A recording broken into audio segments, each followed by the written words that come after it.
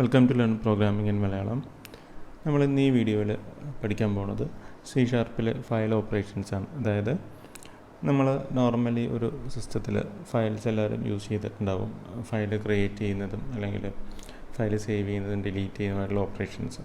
അപ്പോൾ നിങ്ങൾ ഒരു ആപ്ലിക്കേഷനിൽ ആക്ച്വലി ഒരു കാര്യങ്ങളൊക്കെ ചെയ്യുമ്പോൾ അതിൻ്റെ ബാക്ക്ഗ്രൗണ്ടിൽ ശരിക്കും ഒരു പ്രോഗ്രാം റണ്ണായിട്ടാണ് ഈ കഴിയുന്ന കാര്യങ്ങളൊക്കെ നടക്കുന്നത്. ഇപ്പോൾ വിൻഡോസിൽ നമ്മൾ നോട്ട് പാഡൊക്കെ അല്ലെങ്കിൽ അങ്ങനത്തെ ഒരു ആപ്ലിക്കേഷൻസൊക്കെ യൂസ് ചെയ്യുമ്പോൾ അതിൻ്റെ ബാക്ക്ഗ്രൗണ്ടിലൊരു പ്രോഗ്രാമാണ് റണ്ണാവുന്നത്. ആ ആപ്ലിക്കേഷൻ്റെ പ്രോഗ്രാം റണ്ണായിട്ടാണ് ഈ ആക്ഷൻസൊക്കെ നടക്കുന്നത്. അപ്പോൾ നമുക്ക് ബേസിക്കലി C# മാത്രമല്ല ഏതൊരു പ്രോഗ്രാമിംഗ് ലാംഗ്വേജിലും ബേസിക് ആയിട്ടുള്ള ഫയൽ ഓപ്പറേഷൻസ് എല്ലാം ചെയ്യാനായിട്ട് സാധിക്കും. അപ്പോൾ അത് പ്രോഗ്രാം ത്രൂ അല്ലെങ്കിൽ കോഡ് ത്രൂ എങ്ങനെയാണ് ചെയ്യുന്നത് എന്നാണ് ഈ ഒരു വീഡിയോയിൽ നമ്മൾ നോക്കാൻ പോണത്. അപ്പോൾ ബേസിക്കലി നമ്മളിപ്പോൾ ഇവിടെ ഈ കൊടുത്തിരിക്കുന്ന ഇത് കുറച്ച് മെത്തേഡ്സിൻ്റെ പേരുകളാണ്. അതായത് C# കോമൺ ആയിട്ട് യൂസ് ചെയ്യുന്ന കുറച്ച് മെത്തേഡ്സാണ്. അപ്പോൾ ഈ ഒരു വീഡിയോയിൽ നമ്മൾ ഇതിലെല്ലാം നോക്കുന്നതായിരിക്കില്ല, പക്ഷേ നിങ്ങൾക്കത് ട്രൈ ഔട്ട് ചെയ്ത് പഠിക്കാവുന്നതാണ്. നമ്മൾ നോർമലി ഈ ഒരു വീഡിയോയിൽ നോക്കാൻ പോകുന്നത് ഒരു ഫയൽ ക്രിയേറ്റ് ചെയ്യാം, എങ്ങനെയാണ് അതിലേക്ക് കണ്ടൻറ്റ് എങ്ങനെ റൈറ്റ് ചെയ്യാം, ആ റൈറ്റ് ചെയ്ത ഫയൽ എങ്ങനെ നമുക്ക് റീഡ് ചെയ്ത് ഔട്ട്പുട്ട് കൺസോളിൽ കാണിക്കാം എന്നുള്ള കാര്യമാണ്. അപ്പോൾ അതിന് ഈ ആദ്യത്തെ 2 മെത്തേഡ്സ് ആയിരിക്കും നമ്മൾ ഈ ഒരു വീഡിയോയിൽ മെയിനായിട്ട് യൂസ് ചെയ്യുന്നത്.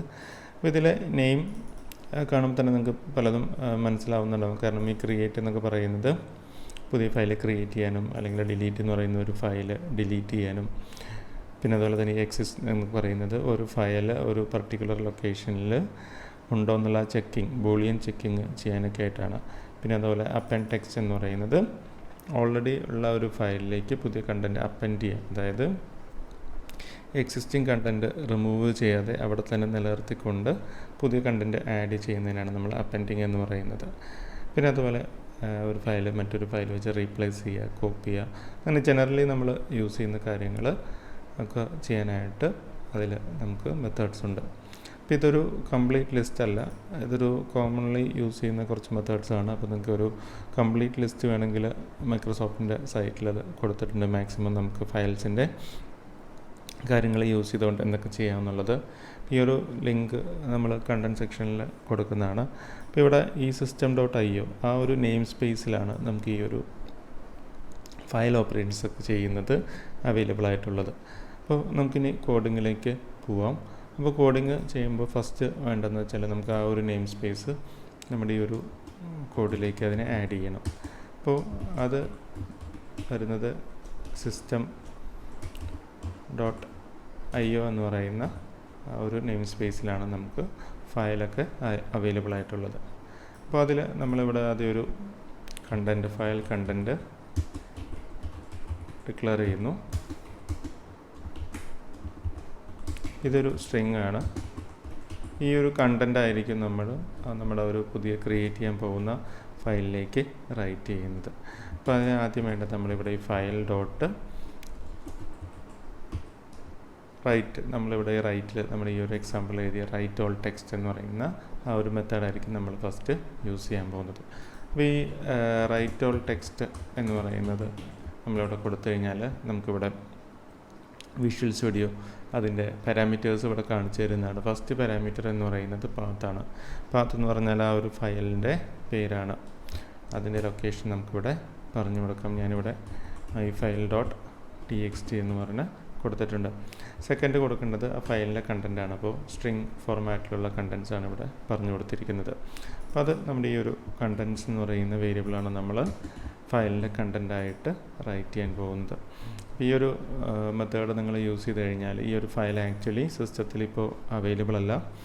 അത് ഈ ഒരു മെത്തേഡ് കോൾ ചെയ്ത് കഴിയുമ്പോൾ ഈ ഒരു ഫയൽ ക്രിയേറ്റ് ആവുകയും അതിനോടൊപ്പം തന്നെ ഈ ഒരു കണ്ടൻറ്റ് റൈറ്റ് ആവുകയാണ് ചെയ്യുന്നത്.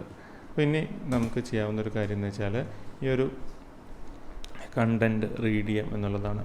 അപ്പോൾ അതിനെ നമുക്ക് കൺസോൾ ചെയ്ത് നോക്കാവുന്നതാണ്.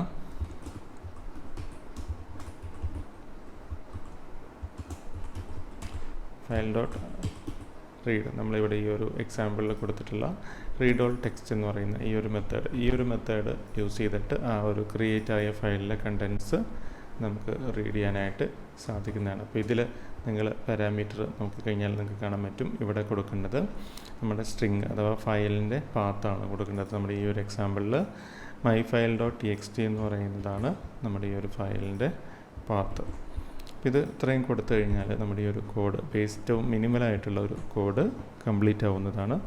ഇത് നമുക്കൊന്ന് എക്സിക്യൂട്ട് ചെയ്ത് നോക്കാം. ഇത് എക്സിക്യൂട്ട് ചെയ്യുമ്പോൾ നമുക്കിവിടെ മൈ ഫയൽ കണ്ടൻറ്റ് എന്ന് പറയുന്ന ഔട്ട്പുട്ട് ഇവിടെ ക്രിയേറ്റ് ആയിട്ടുണ്ട്. അപ്പോൾ കൺസോളിൽ ജസ്റ്റ് ഔട്ട്പുട്ട് മാത്രമേ നമുക്ക് കാണാൻ പറ്റുള്ളൂ. അപ്പോൾ ഈ ഒരു ഫയൽ സിസ്റ്റത്തിൽ എവിടെയാണെന്ന് നമുക്ക് കാണണമെങ്കിൽ നമ്മുടെ ഈ ഒരു പ്രൊജക്റ്റിൻ്റെ ഫോൾഡർ നമുക്കിവിടെ ഓപ്പൺ ചെയ്ത് നോക്കാവുന്നതാണ്. അപ്പോൾ ആ ഒരു ഫോൾഡർ എടുത്തു കഴിഞ്ഞാൽ നമ്മുടെ ഈ ഒരു ബിൻ ഡയറക്ടറി, അതായത് പ്രൊജക്റ്റിൻ്റെ ബിൽഡ് എടുക്കുന്ന ആ ഒരു ഡയറക്ടറിക്കകത്തായിരിക്കും ഈ ഫയൽ ക്രിയേറ്റ് ആയിട്ടുണ്ടാകും. അപ്പോൾ ഇവിടെ നോക്കിക്കഴിഞ്ഞാൽ മൈ ഫയൽ എന്ന് പറയുന്ന ഒരു ഫയൽ അത് ക്രിയേറ്റ് ആയിട്ടുണ്ട്. ഇത് ഇപ്പോൾ ഇതൊരു ആക്കിൻ്റെ ടെക്സ്റ്റ് പാഡാണ്. അതിൽ എടുത്ത് നോക്കിക്കഴിഞ്ഞാൽ നമ്മൾ ഈ റൈറ്റ് ചെയ്ത കണ്ടൻറ്റ്, അതായത് ഈ മൈ ഫയൽ കണ്ടൻറ്റ് എന്ന് പറയുന്നത് ഇവിടെ ക്രിയേറ്റ് ആയിട്ടുണ്ട്.